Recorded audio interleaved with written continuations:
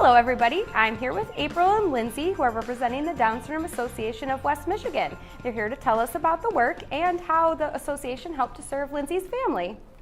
Welcome, thank you for joining me today. Thank you for having us, Julie. Yeah, absolutely. April, you're the executive director of the organization. To get started, just tell us a little bit about what your work is here in West Michigan. Okay. We serve 12 counties in the West Michigan area, pretty much going from Kalamazoo all the way up to kind of the Greenville area and along the Lakeshore, Muskegon. We started in 1985, just starting as a parent support group for parents who had a child with Down syndrome. And in that last 30 years, we've gone from just a support group to a full nonprofit organization that provides family resources, direct programming for individuals with Down syndrome, new parent support, advocacy and awareness for the community about Down syndrome. Just lots of great things. Yeah, definitely. Can you tell us a little bit about what Down syndrome is? It is a condition that is caused by having 3 copies of the 21st chromosome instead of 2. And with having that, when you have that extra chromosome, it causes some varying degrees of medical conditions, and then also the abilities can vary wildly for individuals with Down syndrome. Generally speaking, though, there are going to be some mild to moderate cognitive delays, some speech delays, low muscle tone. There are some common physical features for individuals with Down syndrome, and then there can be a higher chance of some health concerns like heart conditions.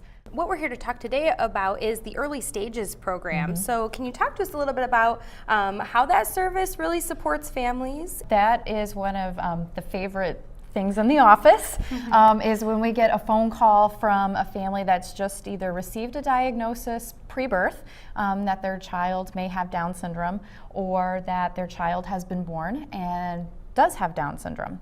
And it can be a very overwhelming experience for a new family, especially if maybe they have never encountered Down syndrome before or don't have a lot of information about Down syndrome. And we are there and we get to be the people who congratulate them and welcome their child, and then provide resources to them to let them know that really this is can be a wonderful experience for them and their family, and it's not really a negative thing, and we help guide them through that process. And how cool that you're able just to provide that amazing support for new parents. Absolutely. Yeah. Lindsay, tell us a little bit about your story and how you got connected with the Down Syndrome Association. Yeah. My daughter Natalie was born in February, so she's 9 months old today. And we had a birth diagnosis with Natalie, which means that we didn't know until the day that she was born that she does have an extra chromosome. So as you can imagine, it was a lot of emotions to process. We had a lot of questions. And one of the resources that really helped us was the new parent guide. We were given that advice from a mutual friend to ask a nurse for the guide. And that was super helpful for us, just to hear other people's stories, see pictures of other children, and really kind of just get introduced to the community that we were joining. Our daughter also had open heart surgery in September, which about 50% of people with Down syndrome can be born with a heart defect. So Natalie had open heart surgery, and another resource that we tapped into was a meal voucher. For families that are spending an extended amount of time in the hospital, they can get a meal voucher to kind of help offset some of those medical costs.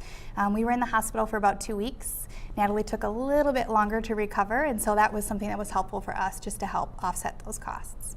Sure. So really they've provided support to you kind of throughout this whole new experience. Absolutely. And in many different ways. Yeah. What has it meant to your family to have this kind of support and be part of the community like you're saying? Yeah, it's been such a great support for us, just to get to know other families that look like ours, to get to understand what we can expect for Natalie, what things to look for, and how to support her and help her to thrive as she gets older. Sure. So it doesn't end with just our new parents, and when a child is an infant, we kind of take it all the way through the developing years. We have play groups that are focused on fine and gross motor skills, speech therapy. We have life skills training and self-advocacy training for our middle school to high schoolers. We do Oh goodness, in the advocacy and awareness, we do an annual walk every year that we just did in October. October is Down Syndrome Awareness Month, and that brings people in the community to get together, and we had over 1,000 people this year.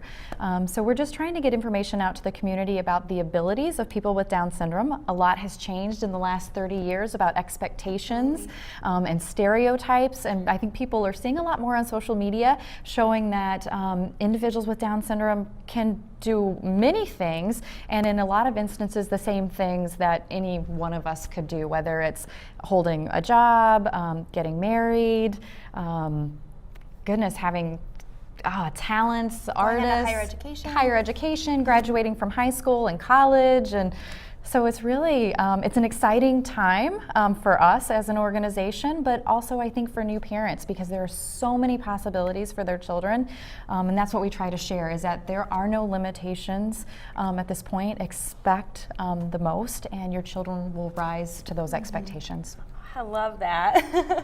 All right, well, we're getting ready to wrap up here, but Lindsay, I'm wondering if you can just give your short pitch about why people should learn more and get involved with the organization. Natalie has given us a lens on a whole experience in our life that we never thought we would have, and we're so grateful for it, just to show us all of the beauty that can be found in different. And so she's teaching us, I think, more than we're teaching her, and it's just been an incredible experience so far. So in closing, April, tell us where people can go to learn more information or if they'd like to get involved. Sure, absolutely. If you will visit our website, DSAWM.org, it's got information about the volunteer opportunities that we have. We have a lot of those if people want to come in and just get exposure to and meet individuals, really great individuals with Down syndrome. They're going to get a lot out of that personally. Obviously, if you want to donate, there is a donate button there, and we accept all donations as a 501c3. That helps us reach a greater community and provide more support for our families. And then if you're a parent or a family that's already been connected with Down syndrome and you've kind of been through that experience and want to either provide advocacy or awareness, we have different ways that you can get involved with us in doing that. And so just you can contact us on our Facebook page or on our website, and we will call you and we can, see where your interests lie. Very good. Well, thank you for joining us today, Lindsay, for sharing your story, and April for just sharing your work in the advocacy and just really bringing awareness to your work. Well, thank you for having us. We love sharing the message of Down syndrome and what our individuals are capable of doing. So thank you for having us. Thank you.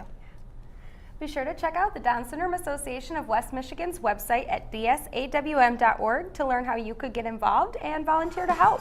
Thanks for joining us today.